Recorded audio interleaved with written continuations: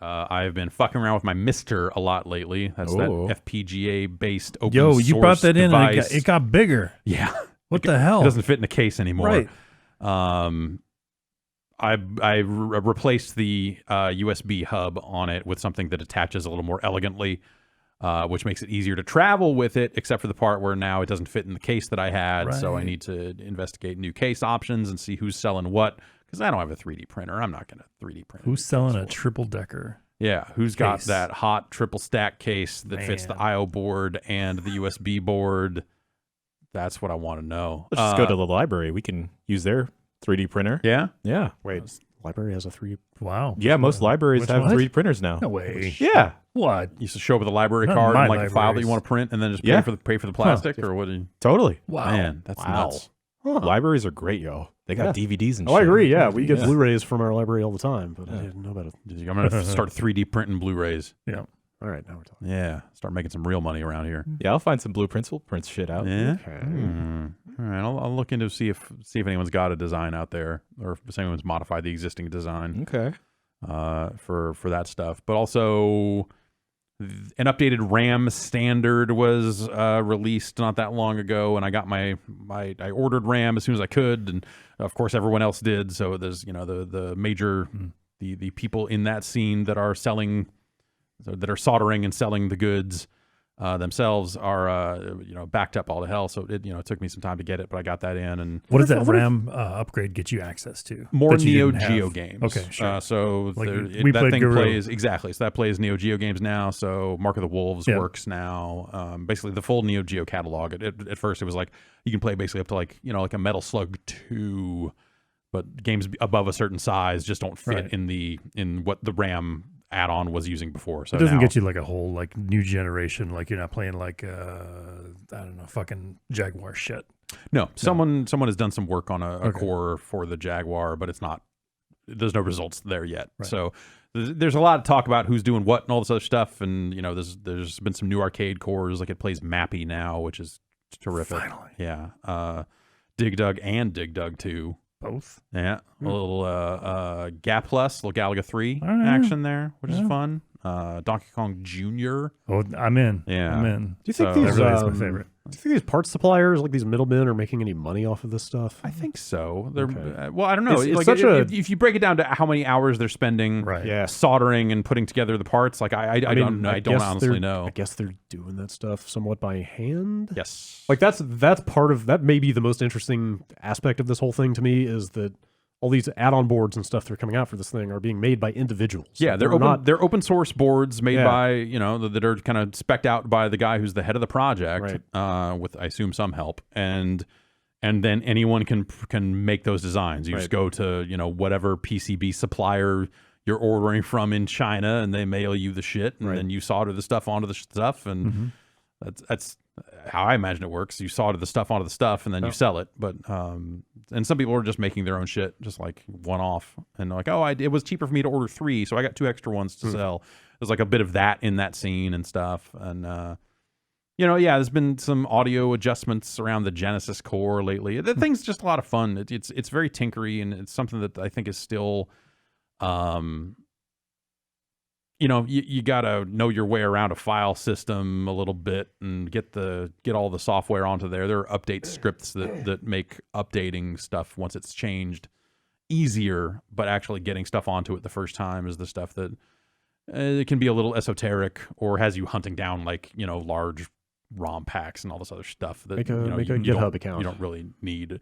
Yeah, make a GitHub account, download Cordis, compile your own cores, fucking go nuts.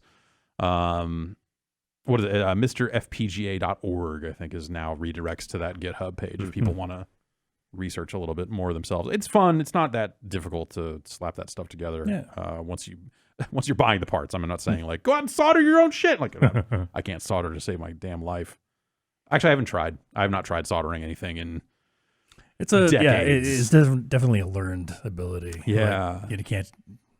I'm not going to say everybody has it in them, right? Because I've seen some people keep trying and they just not gonna, steady hand, a magnifying glass, good work surface. I think I've lost my ability just because I've lost feeling in like a lot of my fingers and my eyes going. I haven't tried in a long time. Shit, I wonder. God, if I lost that. Yeah. What kind of a man am I? If you can't mod a PS1, what are we even yes, doing I've here? still got the cheapo Radio Shack soldering iron from the late 90s that I bought to mod a couple of PlayStations with. Nice. The tip is kind of bent on. Mm-hmm. Huh. You can get like Look at good. that, You can get good stuff for cheap now. Totally. Like I was looking around. I almost was going to build like an external just analog volume control for stereo system. And yeah, like you can get like a nice like modular tip, like fine tip soldering iron for like $30. You can get like clamp on magnifying glass and like that's got arms on it that hold tools for you and stuff. Like, if you get good at that stuff and get to the point where you can make a lot of these things yourself, that's pretty good, because it feels like every project in the retro scene these days is just like another $200. It's like, oh, do you want like a 8-port SCART switch? That'll be $200.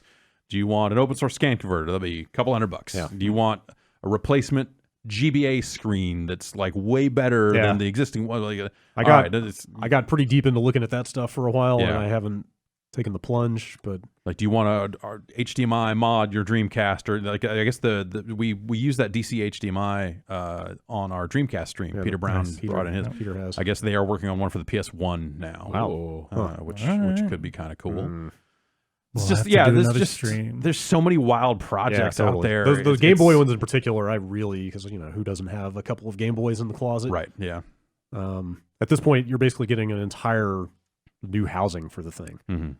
You're basically just harvesting the circuit board, the main board out of the Game Boy. Like it's a new screen, new enclosure, new covering for the screen, new everything. Yeah, and it's like nice, like high end IPS LCDs and stuff. Or you could wait and see, because I think Analog's been teasing a new device that at least the people in the Discords I'm in seem to think is going to be handheld related in nature. So maybe there'll be a new way to play Game Boy games any day now. Damn. Analog lost me when they made it clear that they were going to be doing discrete single platform devices from now on. Like that's just too much. Like I don't need 8 new devices. Yeah, I agree. The stuff they've done up to this, like I did not buy the Genesis that they put out, though it looks very nice. Yeah, totally. Also, nice in product. part because the MiSTer plays those games very well, and it's open source, and I like all that aspect of it as well. So the thing about like this crazy digital, generalized future we're in that I like about it is that you can consolidate so much into so little. Yeah.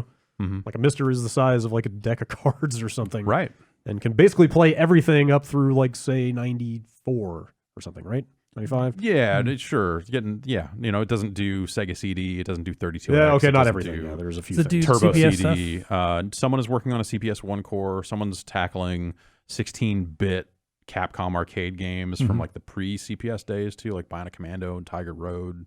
Yeah, like that stuff's just getting better. But like just like digital games on new consoles allows you to not take a bunch of fucking shelf space now.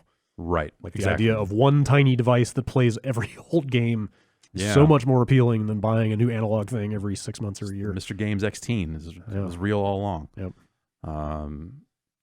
That stuff's been exciting to watch as it takes shape, and something about the fiddly nature of it, of just like sometimes you download it like, oh, this core broke all this stuff, and the Amiga core is now weird, but when it does work, it now plays these games that it didn't play last week. And so watching that stuff come together and watching like people, it's an adventure. Yeah, watching people like put their heads together and share information and do this in this like open source fashion has been fascinating to watch. Sure. And that's been fun. So I think support retro achievements yet, or do you think that's going to happen? I think it's possible. Like that's the thing with it being open source. Like it's just a matter of like, does someone want it bad enough that knows how to do it? Yeah. At the end of the day. That's you, Brad. That's you. That's me. Get in there. Okay. Doing it. Make it happen. All right. Done. Yeah. What else is happening?